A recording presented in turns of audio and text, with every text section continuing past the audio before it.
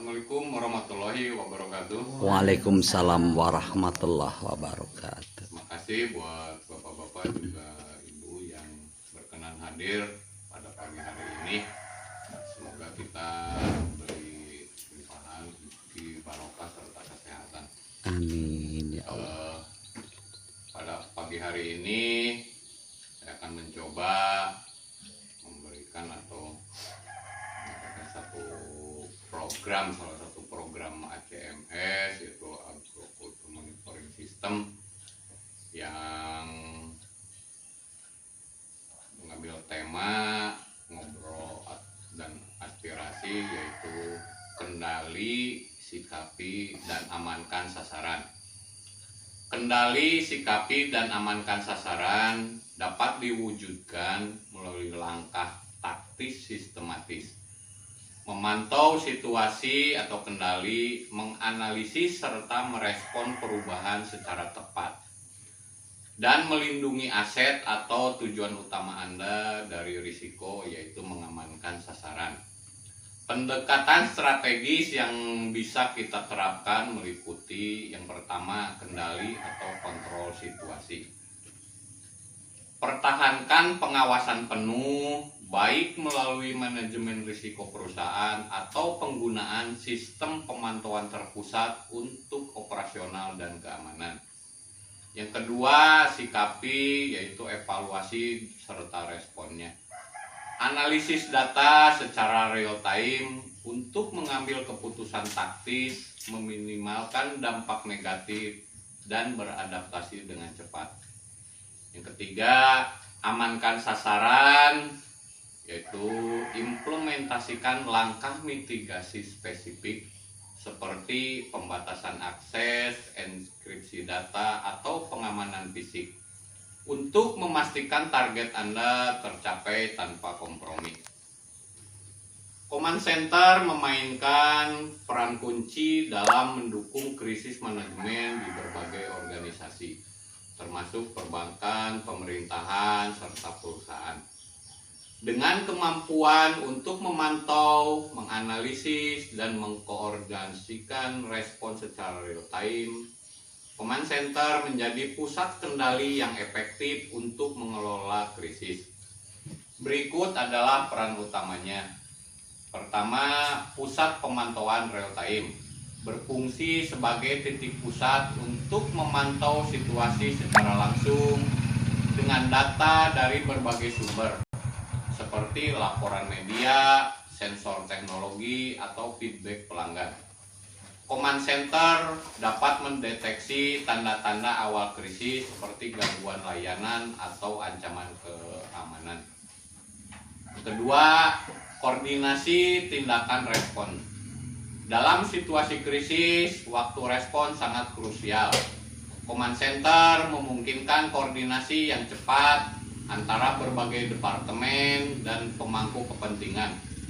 Informasi yang terkonsolidasi memungkinkan pengambilan keputusan strategis yang efisien dan terarah.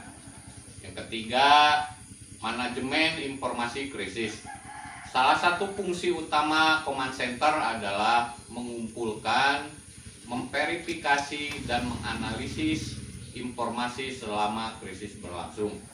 Hal ini memastikan bahwa organisasi atau perusahaan memiliki data yang akurat untuk menentukan langkah-langkah penyelesaian.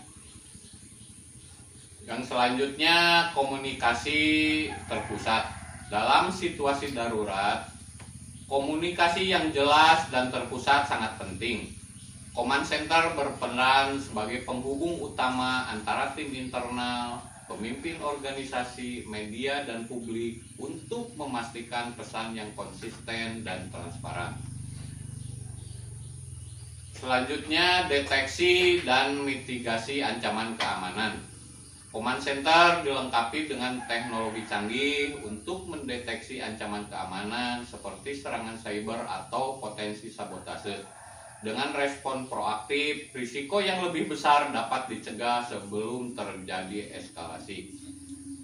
Selanjutnya, pengelolaan sumber daya dalam krisis.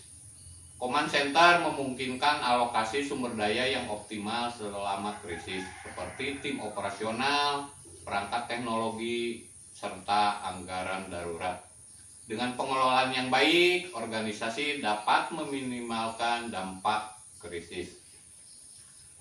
Keamanan kantor adalah salah satu aspek terpenting dalam pengelolaan sebuah perusahaan.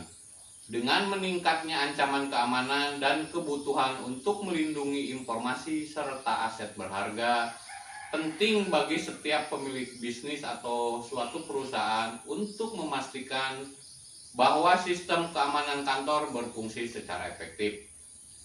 Pentingnya sistem keamanan kantor diantaranya perlindungan aset dan informasi. Yang kedua, ketertiban operasional. Yang ketiga, menjaga rahasia bisnis. Yang keempat, persyaratan hukum. Komponen sistem keamanan kantor terdiri dari diantaranya yang pertama, keamanan fisik dan lingkungan. Yang kedua, data penting perusahaan. Yang ketiga, penjaga keamanan. Yang keempat, pelayanan atau pelatihan karyawan. Yang kelima, manajemen akses keluar masuk. Yang keenam, pemantauan lingkungan fisik.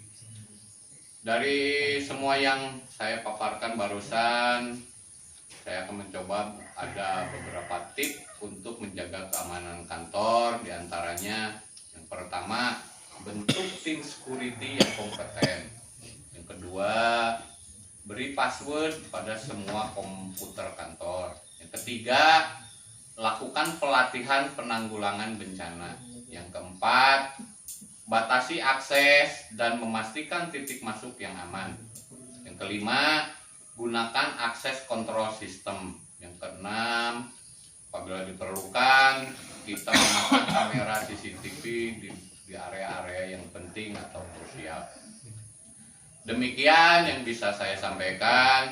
Semoga paparan ini dapat bermanfaat dalam pekerjaan kita sehari-hari.